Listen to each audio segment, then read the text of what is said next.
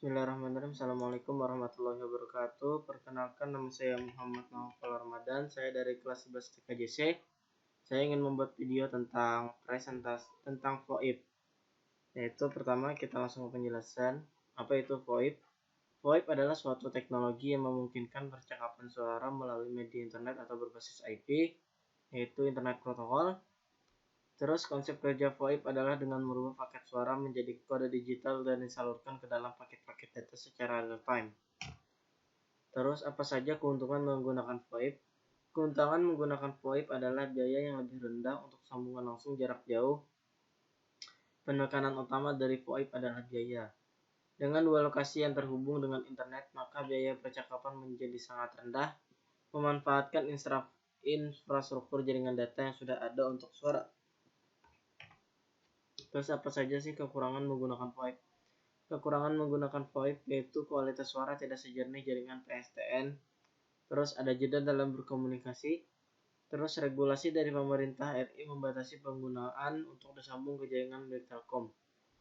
Terus jika belum terhubung secara 24 jam ke internet perlu janji untuk saling berhubungan. Terus data yang ditransmisikan VoIP salah satunya adalah bagian header.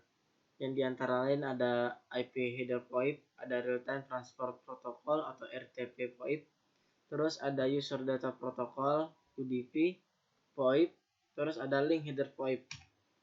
Apa itu IP Header? IP Header bertugas menyimpan informasi routing untuk mengirimkan paket-paket ke tujuan.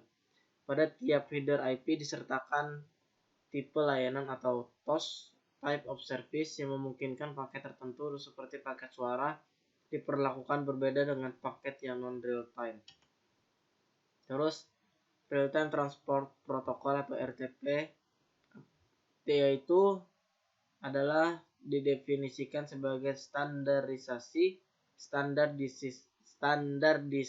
paket untuk mengirimkan audio dan video pada jaringan IP. RTP digunakan untuk komunikasi dan sistem entertain yang termasuk di dalamnya streaming media seperti telepon, aplikasi video teleconference, dan web yang memiliki fitur berbasis push to talk. Terus apa itu User Data Protocol? User Data Protocol adalah salah satu protokol yang menjadi lapisan transport TCP/IP sehingga mendukung atau memungkinkan terjadinya komunikasi yang tidak andal atau unreliable. Tanpa adanya koneksi antar host jaringan yang menggunakan TCP/IP, protokol jenis ini didefinisikan dalam RFC 768. Melalui UDP, aplikasi maupun software dapat mengirimkan pesan kepada komputer lain di dalam jaringan lain tanpa perlu melakukan komunikasi awal. UDP menerapkan komunikasi secara sederhana dengan mekanisme yang minimalis. Terdapat proses checksum guna memproteksi integritas data. Link header yaitu besarnya sangat tergantung pada media yang digunakan. Tabel berikut menunjukkan perbedaan ukuran header untuk media yang berbeda dengan metode kompresi G.729. Terus kita akan lanjut ke karakteristik VoIP. Yang mempengaruhi kualitas koneksi VoIP antara lain yaitu latency, real latency, remember latency, induced latency, yaitu ekspresi dari berapa banyak waktu yang dibutuhkan paket data untuk melakukan perjalanan dari satu titik ke titik lain. Terus ada delay, yaitu merupakan waktu yang dibutuhkan data untuk menempuh jarak dari asal ke tujuan. Terus ada propagation delay, yaitu adalah lamanya waktu yang dibutuhkan suatu sinyal untuk mencapai tujuannya. Terus ada packetization delay, yaitu delay yang disebabkan oleh waktu yang dibutuhkan proses pembentukan paket IP dari informasi user. Terus ada processing delay, yaitu waktu yang diperlukan oleh suatu perangkat jaringan dalam melaksanakan prosesnya. Prosesnya apa? Yaitu proses untuk melihat di rute, mengubah header, dan tugas switching lainnya. Terus ada queuing delay, yaitu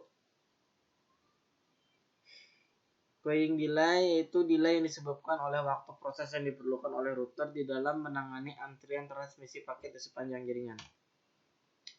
Terus ada jitter buffer, yaitu buffer penyimpanan sementara yang digunakan untuk menangkap paket data yang masuk.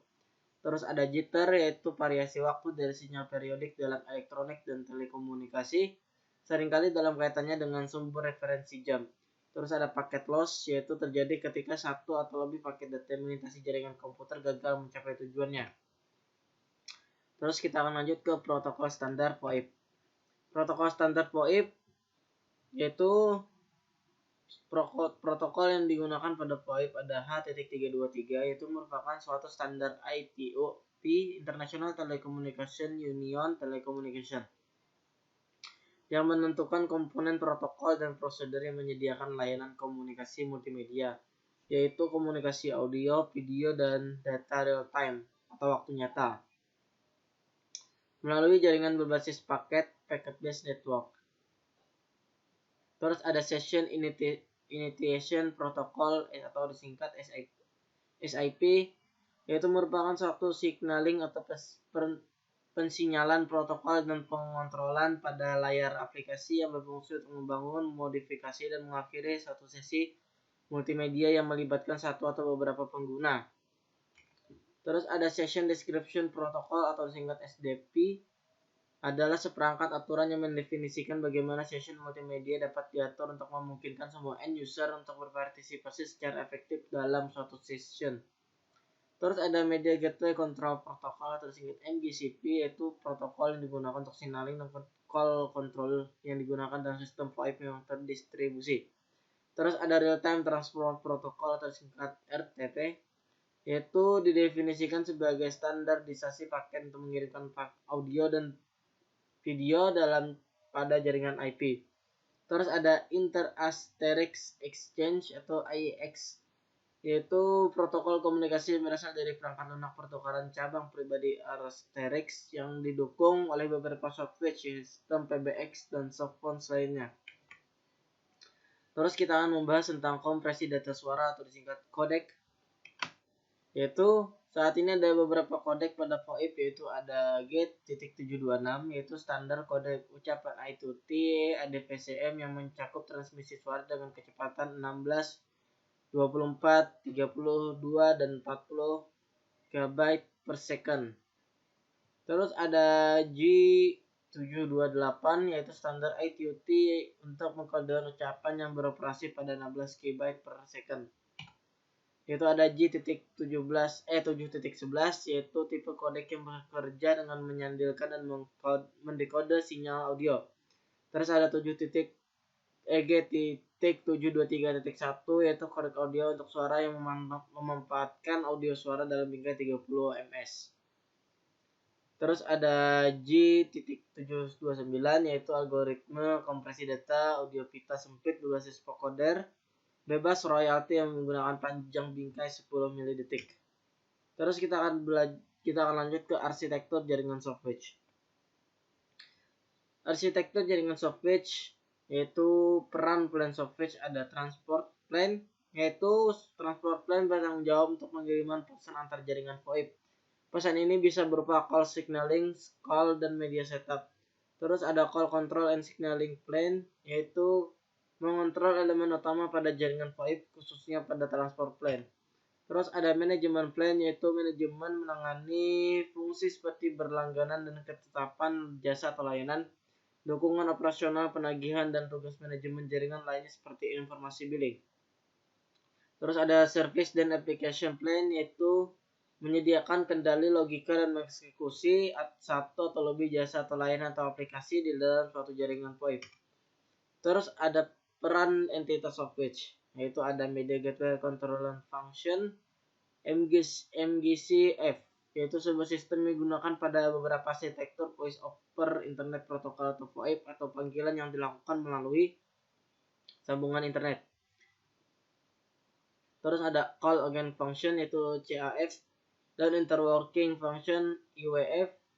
CAF berfungsi pada saat MGCF menangani kontrol panggilan dan pemeliharaan kondisi panggilan, sedangkan IWF berfungsi pada saat MGCF melakukan interaksi pensinyalan dengan jaringan yang menggunakan protokol berbeda. Terus kita lanjut ke routing function RF dan accounting function AF.